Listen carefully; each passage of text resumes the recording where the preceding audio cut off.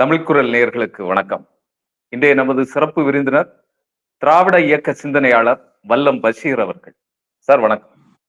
வணக்கம் சார், அதிமுகவை ஆர்எஸ்எஸ் தான் வழி நடத்திட்டு இருக்கு அப்படிங்கிற குற்றச்சாட்டுகள் பரவலாக வந்துட்டு இருக்கு.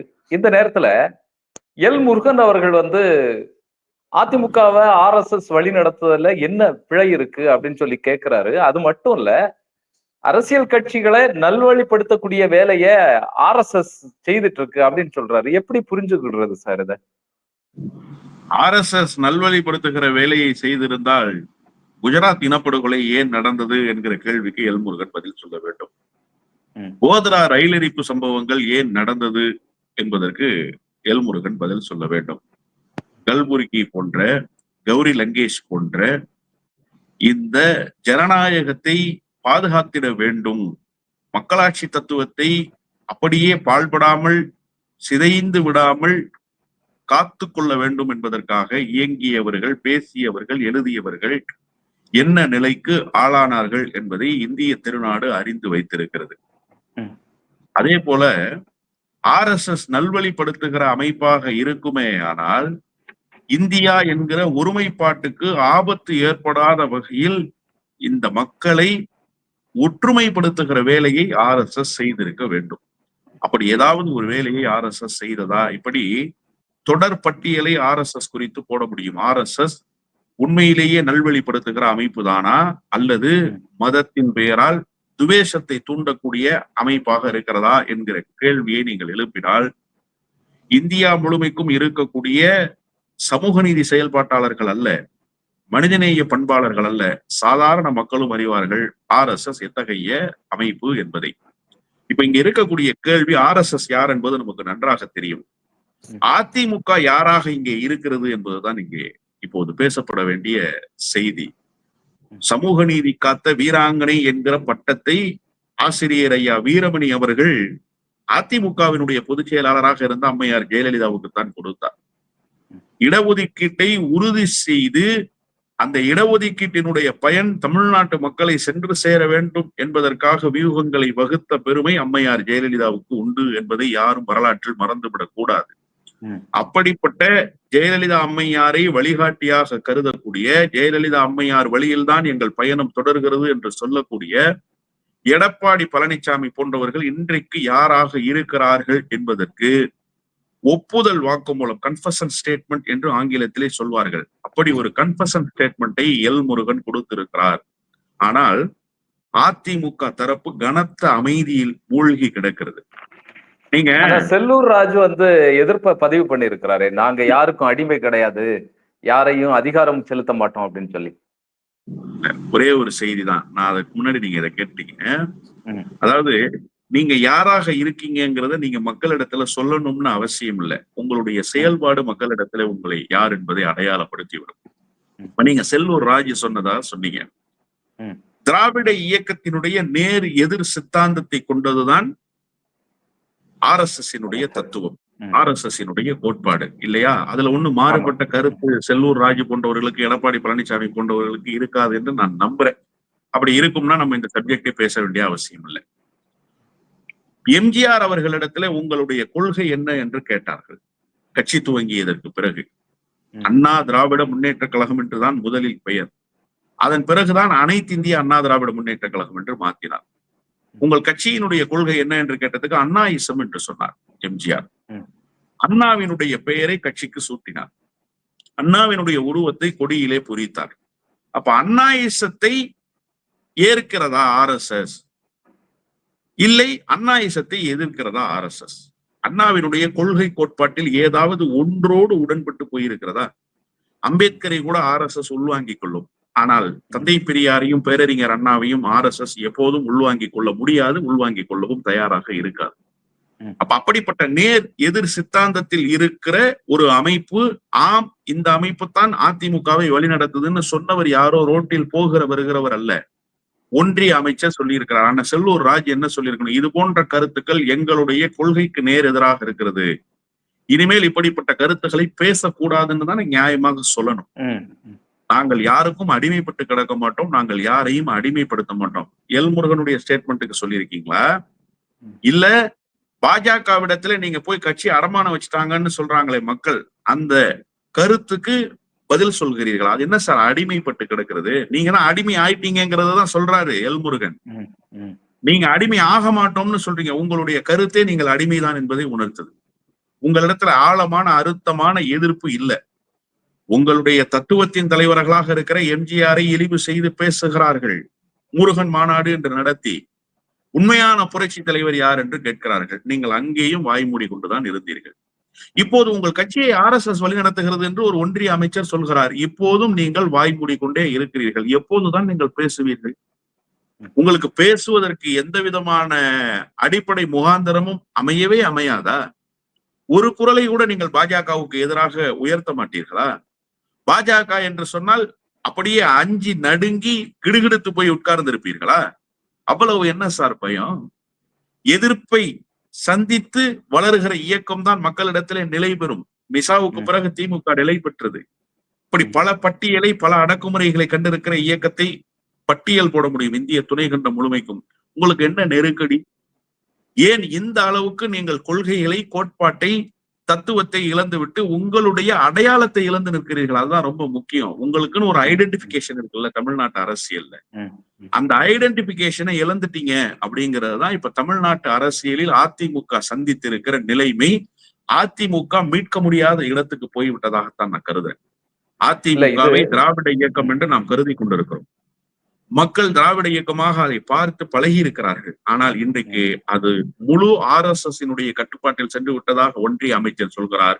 அதை அதிமுகவினுடைய முன்னணி நிர்வாகிகள் ஆமோதிக்கிற வகையில் அமைதியாக இருக்கிறார்கள் என்றுதான் புரிந்து கொள்ள வேண்டியிருக்கிறது. இல்ல, இது இந்த சித்தாந்தம்ங்கிறது தான் இதனுடைய தூண், முதுகெலும்பே இந்த சித்தாந்தம் தான், திராவிட சித்தாந்தம் தான். அப்போ இதுக்கு நேர் எதிராக இருக்கக்கூடிய ஒரு கட்சியினுடைய பிரமுகர்கள் இதை சொல்லும் போது வாய்மூடி இருக்கிறதுக்கான அச்சம் ஏன் வருது? அது அவங்க அதை கடந்து போவோம் அப்படிங்கிறதுக்கான மனநிலையில இருக்கிறாங்களா? என்ன, எப்படி பாக்குறது? இல்ல, எடப்பாடி பழனிசாமியினுடைய பாஜக ஆதரவு நிலைப்பாடு இருக்குல்ல, அதுதான் உங்களுடைய கேள்விக்கு சான்று விடை என்று நான் அழுத்தமாக சொல்வேன். ஏன் அப்படின்னு கேட்டீங்கன்னா, சட்டப்பேரவையினுடைய கூட்டத்தொடர் நடைபெற்று இருக்கு. இப்ப சட்டப்பேரவையினுடைய கூட்டத்தொடரில் பங்கேற்கிறார் எதிர்கட்சியினுடைய தலைவர், அதிமுகவினுடைய பொதுச் செயலாளர். தன்னுடைய சக சட்டமன்ற உறுப்பினர்களுக்கு நாளை காலை வருகிறேன், அசம்பிளில சந்திக்கலாம், சட்டப்பேரவையில சந்திக்கலாம்ப்பா, நன்றி அப்படின்னு சொல்லிட்டு புறப்படுறாரு.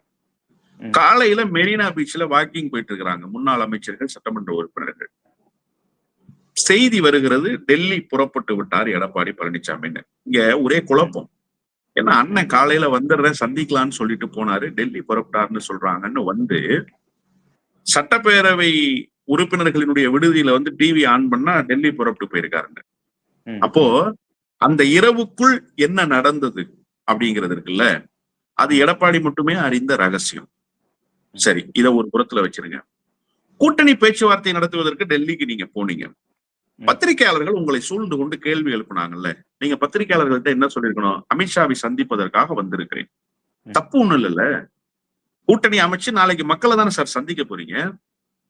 ஏன் நீங்க நேரடியாக அமித்ஷாவை சந்திக்க போறேன்னு சொல்லல? என்ன சொல்றீங்க? கட்டணம் கட்டியிருக்கோம், பாக்குறதுக்கு வந்திருக்கேன்னு சொல்றீங்க. அமித்ஷாவை சந்தித்து விட்டு வர்றீங்க. சந்திக்க போவதற்கு 3 கார்கள் நீங்கள் மாறி போனதாக முதலமைச்சரே உங்களை விமர்சித்தார். நீங்க அதற்கு பதில் சொல்லல. போய் சந்திச்சுட்டு வந்தீங்க. அமித்ஷா தன்னுடைய அதிகாரப்பூர்வ எக்ஸ் தளத்துல கூட்டணி உறுதி செய்யப்பட்டு விட்டது, தேசிய ஜனநாயக கூட்டணி தமிழ்நாட்டில் ஆட்சியை பிடிக்கும்னு அறிவிக்கிற வரைக்கும் நீங்க ஒரு மௌனத்தோடு இருக்கீங்க. அப்போ நீங்க கேட்ட கேள்விக்கு விடை கிடைக்குதா? இங்க மேஜர் பார்ட்னர் அதிமுக தானே, ஏடிஎம்கே தானே சார் தமிழ்நாட்டுல லீடிங் போர்ஸ் தேசிய ஜனநாயக கூட்டணிக்கு. அப்ப ஏடிஎம்கே தானே சார் டிக்ளேர் பண்ணணும். ஜெயலலிதா அம்மையார் உயிரோடு இருப்பாரே ஆனால் அமித்ஷாவால் இப்படி ஒரு அறிவிப்பை ஜெயலலிதா அம்மையாரை மீறி வெளியிட முடியுமா? அருண்ஜேட்லி, நரேந்திர மோடி, வெங்கையா நாயுடு, இப்படி தலைவர்கள் எல்லாம் ஜெயலலிதாவினுடைய வீட்டு வாசலில் வந்து நிற்பார்கள் போயஸ் கார்டன் இல்லத்திலே. அங்கேதான் பேச்சுவார்த்தை நடக்கும், அங்கேதான் உடன்படிக்கைகள் ஏற்படுத்தப்படும். ஆனா இங்க என்ன நிலைமை? என்றைக்காவது ஒரு நாள் அகில இந்திய பாரதிய ஜனதா கட்சியினுடைய முகங்களாக அறியப்படுகிற தலைவர்கள் எடப்பாடி பழனிசாமியினுடைய வீட்டுக்கு வந்திருக்கிறார்களா? என்றைக்காவது ஒரு நாள்? இவர்கள் என்ன முகவரியற்றவர்களா? ராயப்பேட்டையில் வெள்ளை மாளிகை போல எம்ஜிஆர் மாளிகை காட்சியளிக்கிறது. அந்த எம்ஜிஆர் மாளிகைக்கு யாராவது ஒரு பாரதிய ஜனதா கட்சியினுடைய தேசிய முகம் வந்து ஒரு கூட்டம் நடந்ததாக நீங்கள் பார்த்திருக்கிறீர்களா? ராகுல் காந்தி எத்தனை முறை அறிவாலயத்துக்கு வந்தார்? அகில இந்திய தலைவர்கள் தேஜஸ்வி துவங்கி இப்போது இவர்கள் கூட்டணியில் இருக்கக்கூடிய நிதிஷ்குமார் வரை எத்தனை முறை அண்ணா அறிவாலயத்துக்கு வந்து விட்டு போனார்கள். ஆனால் ஏன் உங்களுடைய அலுவலகத்துக்கு பாஜகவை சேர்ந்த எந்த தேசிய தலைவர்களும் வருவதில்லை? நீங்க அப்ப எண்ணி பார்க்கணும், உங்களை எந்த இடத்துல பாஜக வச்சிருக்குன்னு சொல்லி. நீங்க ஓடி ஓடி ஓடி ஓடி அவர்களை சந்திப்பதற்கு நேரம் கேட்கிறீங்க. அண்ணன் ஓ பன்னீர்செல்வம் இதெல்லாம் விட மேல சந்திப்பதற்கு அனுமதி கொடுக்கவில்லை என்பதற்காக உங்களை காணுகிற வாக்கியம் எனக்கு கிடைக்குமான்னு தவம் கிடக்கிறார். அப்போ இங்க பாஜக எல்லாமுமாக இருக்கிறது, அதிமுக ஒன்றும் இல்லாமல் இருக்கிறது. எதிர்வினை ஆற்ற முடியலையான்னு நீங்க கேட்டீங்கல்ல, அவங்களால அவங்களுடைய ரைட்ஸையே கிளைம் பண்ண முடியல சார். அப்புறம் என்ன எதிர்வினை ஆற்றுறதுக்கு வந்து நீங்க வந்து ஒரு சண்டமாருதம் செய்கிற மனநிலைக்கு நீங்க வரணும். நீங்க முதல்ல உங்க உரிமையை பேசுகிற மனநிலையில் இருந்தா தானே நீங்க சண்டமாருதம் செய்யற மனநிலைக்கு போவீங்க. சண்டை செய்யறது எப்ப சார்? என் உரிமையை நான் கேட்கணும், அந்த துணிச்சல் முதல்ல எனக்கு வரணும். என் உரிமை மறுக்கப்படுகிற போது என்னுடைய உரிமையை தருவதற்கு எதிர்தரப்பில இருப்பவர்கள் தயார் இல்லாத நிலையில் தான் நான் சண்டை செய்ய போகணும். நான் தான் உரிமையை கேட்கறதுக்கே தயங்குறேன்னு. அப்ப எப்படி போய் நான் சண்டை செய்வேன்? இதுதான் இன்னைக்கு அதிமுகவுக்கு இருக்கக்கூடிய மிகப்பெரிய செட்பேக். அதிமுகவினுடைய தொண்டர்கள் ரத்த கண்ணீர் வடிக்கிறார்கள். அதிமுக தொண்டர்களுடைய மனநிலைக்கு நேர் எதிர் நிலைப்பாட்டை எடப்பாடி பழனிசாமி எடுக்கிறாரு. அதனுடைய விளைவுதான் இன்றைக்கு இந்த நிலைமைக்கு அதிமுகவை கொண்டு வந்து சேர்த்து விட்டார்கள் என்றுதான் நான் புரிந்து கொள்கிறேன். இத இப்படி புரிஞ்சுக்கலாமா? RSSங்கிறது நல்ல ஒரு அமைப்பு, அது மக்களுக்காக பல்வேறு நற்செயல்களை வந்து பண்ணிட்டு இருக்கு அப்படிங்கிறத மக்கள்கிட்ட எடுத்து சொல்றதுக்கு இப்படி ஒரு கருத்தை வந்து எல் முருகன் பேசுறதுக்கான வாய்ப்பு இருக்கு. ஏன்னா 100 வருஷம் RSS வரலாறுகளில் சில செய்திகளை சொன்னேன். அது ஒரு கால்வாசி பங்குன்னு கூட நீங்க சொல்லக்கூடாது. 100ல் ஒரு 2-3% செய்திகளை சொன்னேன். கோத்ரா ரயில் எரிப்பு சம்பவம் காரணமானவர்கள் யார்? குஜராத் இனப்படுகொலை காரணமானவர்கள் யார்? மாட்டுக்கறி வைத்திருந்ததாக முகமது அக்லாக் படுகொலை செய்யப்பட்டானே, மாட்டுக்கறி வைத்திருப்பது என்ன தேச குற்றமா? அதற்கு காரணமானவர்கள் யார்? இந்திய சுதந்திரத்துக்காக அகிம்சை வழி போராட்டத்தை நடத்தி உலக நாடுகளின் கவனத்தை ஈர்த்தவர் மகாத்மா காந்தி. அந்த மகாத்மா காந்தியை கோட்சே என்பவன் சுட்டு கொன்றானே, அந்த கோட்சேவை இயக்கிய சித்தாந்தம் எது? ஏன் இந்த தேசத்துக்கு சுதந்திரம் பெற்று தந்த காந்தியை சுட்டுக் கொள்ள வேண்டும்? அப்ப காந்தியை சுடுகிற அளவுக்கு இந்த தேசத்துக்கு எதிரான சிந்தனை கொண்டிருந்தது யார்? இது கலவர நோக்கம் இல்லையா? இன்றைக்கு கூட ஊடகங்களில் வந்து உட்கார்ந்து, பொது சமூகத்தில் வந்து உட்கார்ந்து கொண்டு கோட்சே காந்தியை சுட்டது வேண்டுமானால் தவறு என்று சொல்லுங்கள், ஆனால் கோட்சே தேச விரோதி என்று சொல்லாதீர்கள், அவனை விட தேசபக்தியாளன் இல்லை என்று RSS சேர்ந்தவர்கள், பாஜகவை பின்புலமாக கொண்டவர்கள் பேசுகிறார்களா இல்லையா? சரி, அதெல்லாம் விடுங்க. காந்தி இறந்து போய் எவ்வளவு நாளாச்சு? அண்மையிலே 5 ஆண்டுகளுக்கு முன்பு காந்தியினுடைய உருவ பொம்மையை வைத்து, ஒரு பொம்மை துப்பாக்கியை வைத்து ஒரு பெண் நாடாளுமன்ற உறுப்பினர் சுடுகிற காட்சியை பார்த்ததா இல்லையா இந்தியா? ஒரே ஒரு இடத்தில் RSS ஏன் இந்த பெண் நாடாளுமன்ற உறுப்பினர் இப்படி செய்தார் என்கிற கேள்வியை எழுப்பி இருக்கிறதா? அப்ப RSS எப்படி நல்ல அமைப்பு என்று சொல்லிவிட முடியும்? RSS இந்த தேச நலனுக்கு செய்திருக்கிற நற்காரியங்களில் ஒன்றை சொல்லட்டும் முருகன். நான் 1000 தேச விரோத செயல்களில் RSS ஈடுபட்டதை பட்டியலிடுகிறேன். அப்ப எப்படி நீங்க RSS ஒரு நல்ல அமைப்பு, அந்த அமைப்பு வழிநடத்தினால் என்ன தவறுன்னு சொல்ல முடியாது? RSS சொல்லுங்க சார். RSS சொல்றதுக்கு தான் நீங்க அதிகாரத்துல இருக்கீங்க. RSS திட்டத்தை நிறைவேற்றுவதற்குத்தான் நீங்க அரியணையில் அமர்த்தப்பட்டிருக்கீங்க. அதனாலதான் உங்களுக்கு மந்திரி பதவி, அதனாலதான் உங்களுக்கு இந்த வாய்ப்பு. மோடி பிரதமர், அமித்ஷா ஒன்றிய அரசினுடைய உள்துறை அமைச்சர், எல்லாமும் RSS தான்.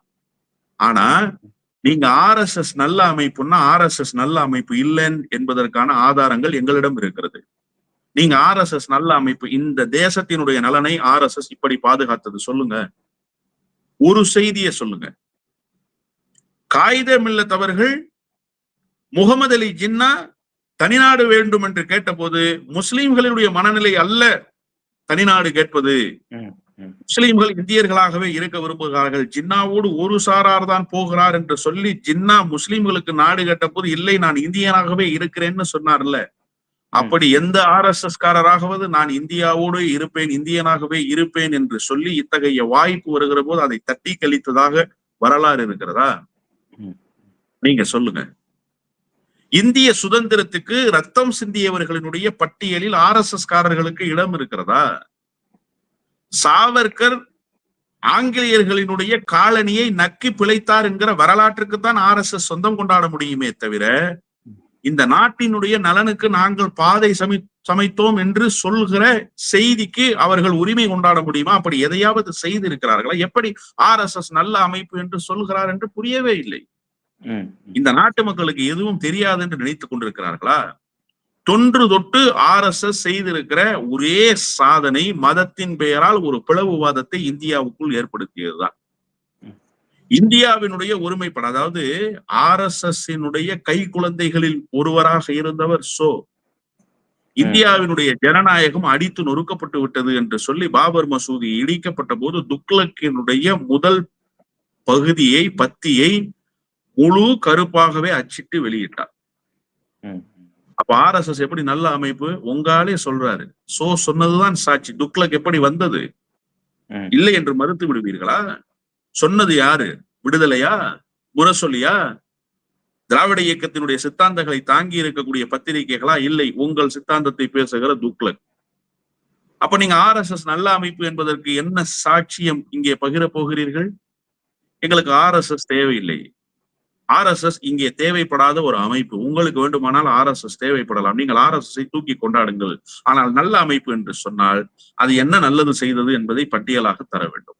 உங்களுடைய நேரத்திற்கும் கருத்துக்களுக்கும் நன்றி. நன்றி.